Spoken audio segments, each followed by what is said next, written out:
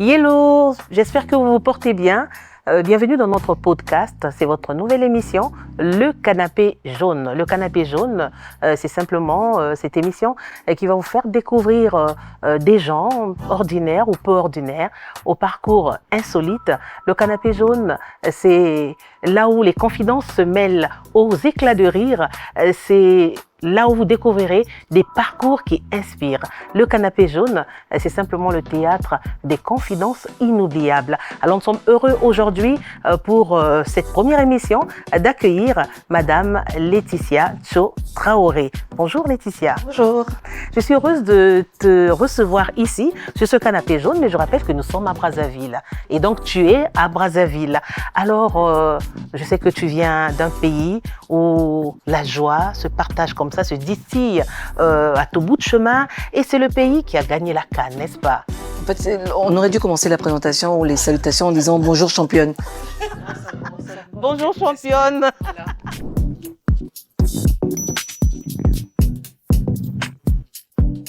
Alors, comment ça fait d'avoir gagné la CAN? Comment vous avez vécu ça? Ça s'explique pas, c'est vraiment, c'était la CAN la plus chic, avec l'équipe la plus chic, avec les personnes les plus chics. Donc forcément, c'est la meilleure des CAN, comme on dit. Hein. Tout le monde l'a confirmé. Vous voyez que vous ne pouvez pas commencer même sans dire la CAN la plus chic. Donc oui, bien sûr. Alors, Laetitia Cho Traoré, elle a été une ancienne Miss Côte d'Ivoire. Je m'arrête si je dis n'importe quoi. Miss Côte d'Ivoire, vous êtes présidente directrice générale du groupe Addict, PDG de LN Consulting, aussi championne d'Afrique. Un parcours que je n'oserais écrire en une seule page, mais vous êtes mieux placée pour nous en parler. Alors moi, je me définis comme une serial entrepreneur parce qu'en réalité, je suis dans, c'est vrai, Groupe Addict a en son sein 5 filiales.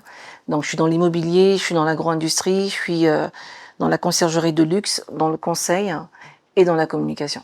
Donc j'évolue au gré de mes passions et des opportunités qui se présentent. Voilà.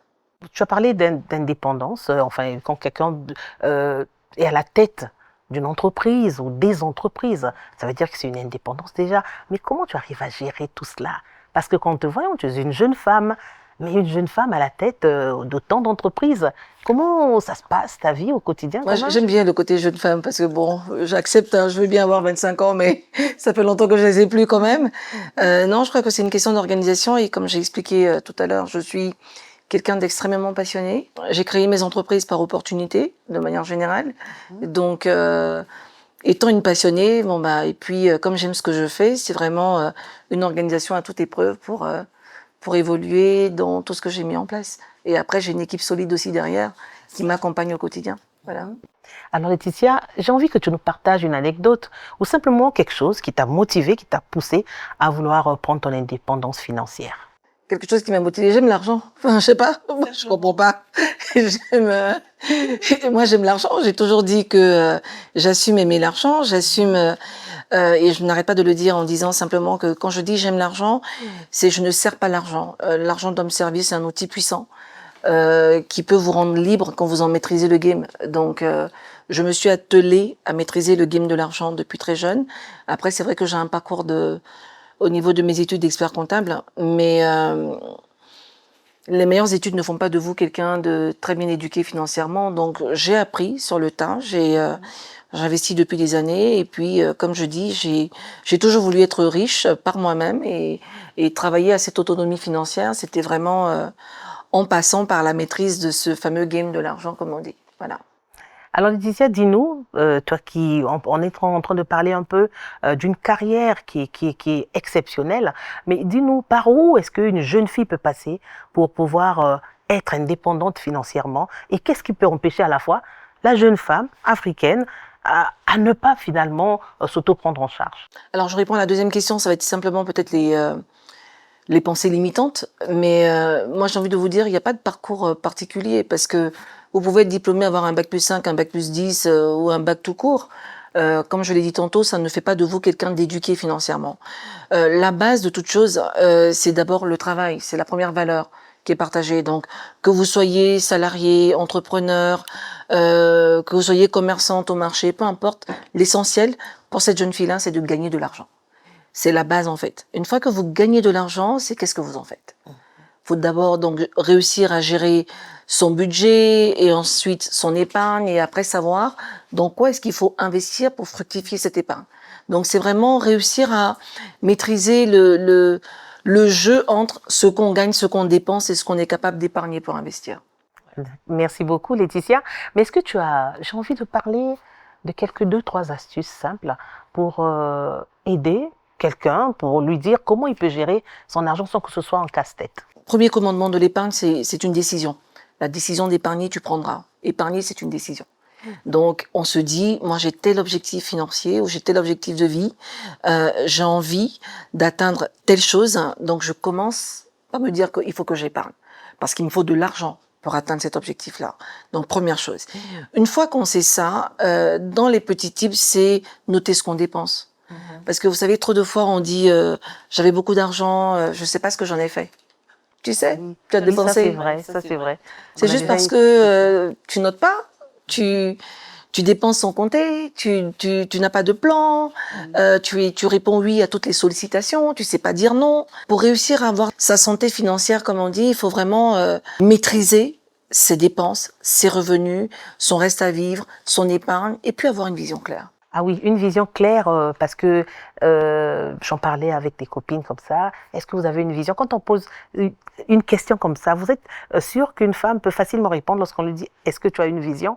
Ou alors, on peut l'emmener quand même à comprendre qu'est-ce que je dois faire pour montrer aux autres que j'ai une vision qui peut m'emmener à un point B. Alors, c'est pas lié aux femmes, c'est tout le monde en fait. Que vous soyez un homme ou une femme, la notion de vision, elle peut paraître abstraite. Très souvent, quand vous demandez aux gens quels sont vos objectifs, pourquoi vous travaillez autant dur ou aussi dur pour gagner de l'argent, pourquoi vous avez besoin d'argent? Imaginons demain, je vous dis, vous avez gagné au loto. Ok, qu'est-ce que vous en faites? Je vais avoir des pensées un peu abstraites du genre, oui, j'aimerais bien garantir mon futur ou le futur de mes enfants. J'ai entendu ça, j'ai entendu, je veux assurer ma descendance. Ça veut rien dire.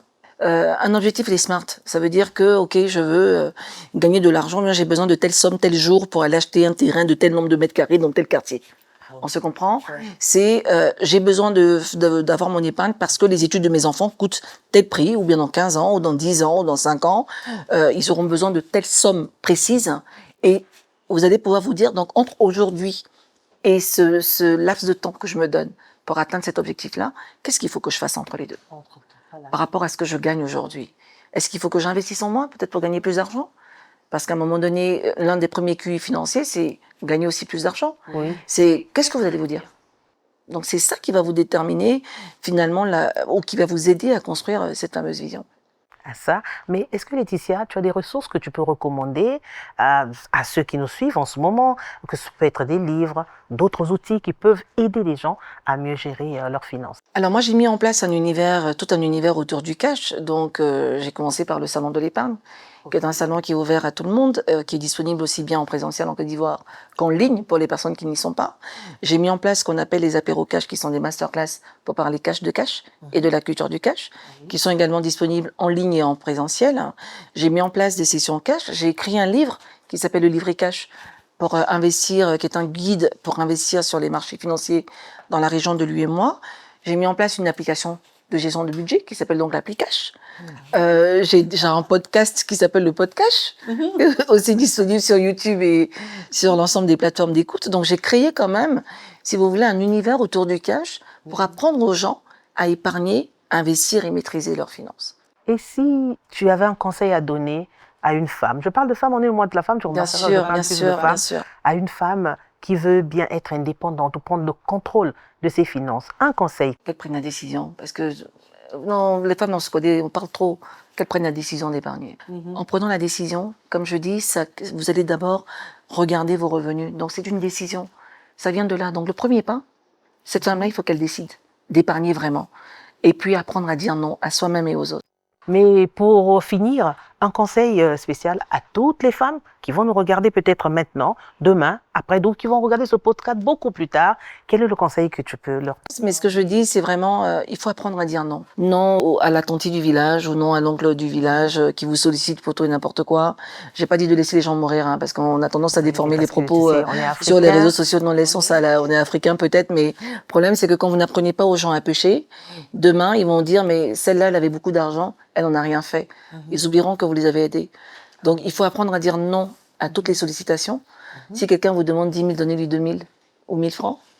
J'exagère peut-être, mais bon, j'assume ce que je dis. Si apprenez à vous dire non à vous-même, apprenez à dire non au sac moche ou à la chaussure qui sera passée de mode, parce que derrière, vous êtes en train de construire. C'est pas difficile. C'est pour ça que je vous ai dit tout à l'heure, la décision d'épargner, tu prendras. Quand on épargne et quand on est dans le chemin de l'épargne et de l'investissement, ça demande de la discipline, de la concentration. Donc, il faut rester concentré sur ses objectifs. Voilà. On est dans un monde aujourd'hui qui va vite, on veut paraître, il y a les réseaux sociaux, on ne veut pas sortir par exemple avec le même habit sur toutes ses photos, sur TikTok, ses vidéos. Donc ce sera difficile de se dire j'épargne, je n'achète rien. C'est qu'elle ne peut pas épargner. Non, ça c'est des. Vous savez, c'est des. Je trouve que c'est des faux discours. Je m'excuse. Hein, c'est vraiment des faux discours qu'on tient pour se convaincre soi-même. Quand on veut quelque chose, là, on se donne les moyens de l'obtenir. Ça veut dire que vous avez envie de construire votre autonomie financière. Bah, donnez-vous les moyens de l'atteindre. Et ça passe par des restrictions au départ. Ça passe par la maîtrise, comme j'ai dit encore tout à l'heure, la maîtrise du game de l'argent. Je dis toujours, le même Internet qui vous permet d'aller sur TikTok, et ben c'est le même qui vous permet de faire des recherches pour comprendre un petit peu c'est quoi les finances personnelles, comment j'épargne, dans quoi j'investis, quels sont les taux qui sont proposés par les banques, ainsi de suite. Merci. Merci pour cette exhortation, parce que ça me servira à moi-même peut-être plus que les autres, hein, parce que je me suis reconnue dans ce que tu as dit. Mais merci beaucoup Laetitia, c'était un moment très chaleureux que nous avons passé ensemble. J'espère que lors de tes prochains passages à Brazzaville, tu ne manqueras pas de passer encore sur le canapé jaune. Avec plaisir. Merci Laetitia. Mais on ne va pas te laisser partir comme ça, on a prévu un cadeau, on va se lever pour te remettre ton cadeau. Merci beaucoup. Et là, j'ai failli dire, j'espère qu'il y a de l'argent dedans.